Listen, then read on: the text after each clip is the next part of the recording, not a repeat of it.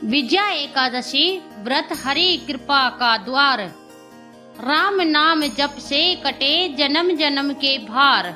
आप सभी को विजया एकादशी की हार्दिक शुभकामनाएं। जरा विचार कीजिए, कितनी पावन होगी वह एकादशी जिसका पालन स्वयं मर्यादा पुरुषोत्तम भगवान श्री राम ने किया, जो भगवान संपूर्ण जगत के नियंता है, जिन्हें कोई नियम बांध नहीं सकता। वे भी जब धर्म और भक्ति का आदर्श स्थापित करते हुए उपवास धारण करें तो समझ लेना चाहिए कि यह व्रत केवल फलदायी ही नहीं अपितु मोक्षदायिनी भी है। कहते हैं कि जब लंका विजय का समय समीप आया, भक्ति धर्म और कर्तव्य का संग्राम सामने था, तब श्री राम ने गुरुजनों से ऋषि मुनियों से परामर्श लेकर विजया एकादशी व्रत किया।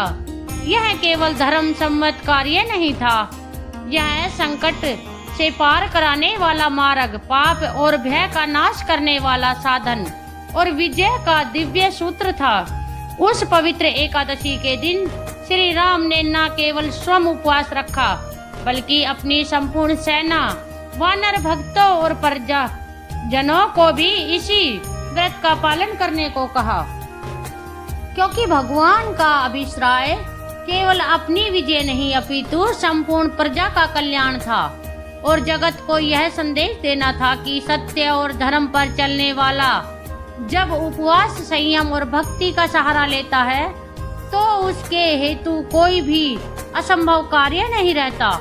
विजया एकादशी के पुण्य प्रभाव से वानर सेना का भय मिटा, उसके मन में धैर्य बढ़ा और श्री राम के तेज में दिव्यता के साथ अदम्य पराक्रम भी जाग उठा। उस व्रत का फल यह हुआ कि अधर्म पर धर्म की विजय, अहंकार पर विनय की विजय और रावण जैसे दुरात्मा पर श्री राम की विजय पताका फहराई।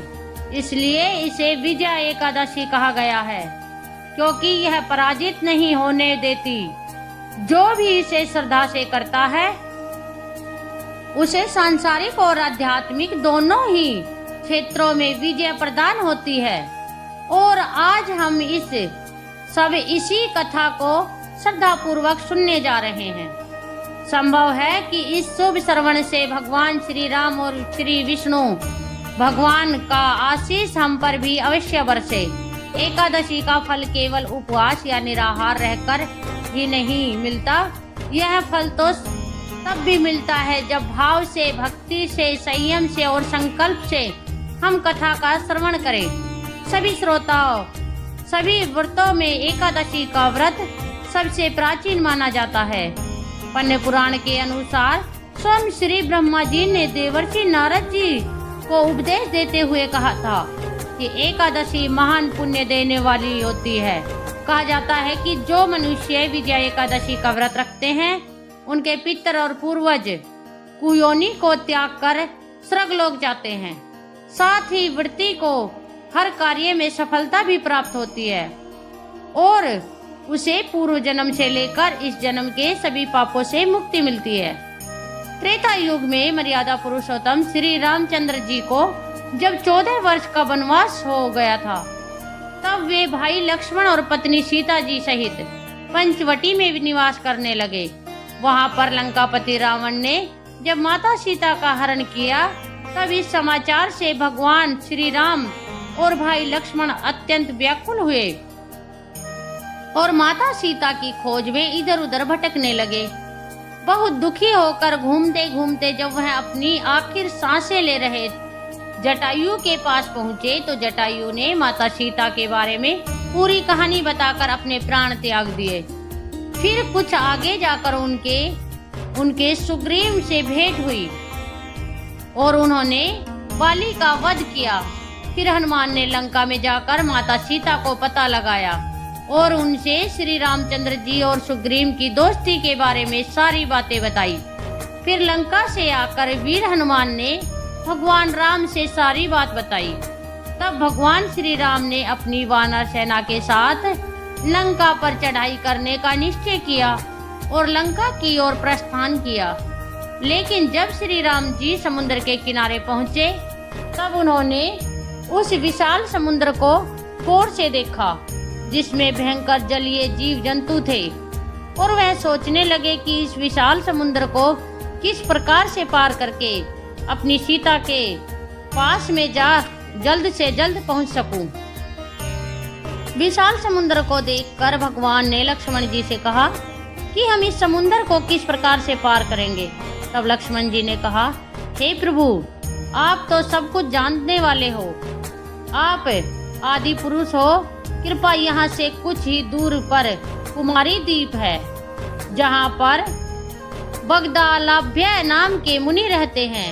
उन्होंने अनेक ब्रह्मा देखे हैं। आप उनके पास जाकर इसका उपाय पूछिए, वह अवश्य बताएंगे। भाई लक्ष्मण के इस प्रकार के वचन सुनकर श्री रामचंद्र बगदालाभ्य ऋषि के पास गए और उनको प्रणाम करके उनके पास बैठ गए। बगदालाभ्य ऋषि ने उन्हें पहचान लिया और पूछा, हे राम, आपका आना कैसे हुआ। तब श्री राम जी कहने लगे, हे ऋषि, मैं अपनी सेना सहित यहाँ आया हूँ और राक्षसों को जीतने के लिए लंका जा रहा हूँ, लेकिन समुद्र को पार करने का कोई उपाय बताइए, क्योंकि इस विशालकाय समुद्र को आसानी से पार कर लेना मेरी समझ से परे है। इसी खास उद्देश्य से मैं आपके पास आया हूँ। तब बगदालाभ्य मुनि बोले, हे राम, आपको अपनी परेशानी से छुटकारा मिल जाएगा। इसके लिए आपको फागुन मास के कृष्ण पक्ष की विजया एकादशी का उत्तम व्रत करना होगा।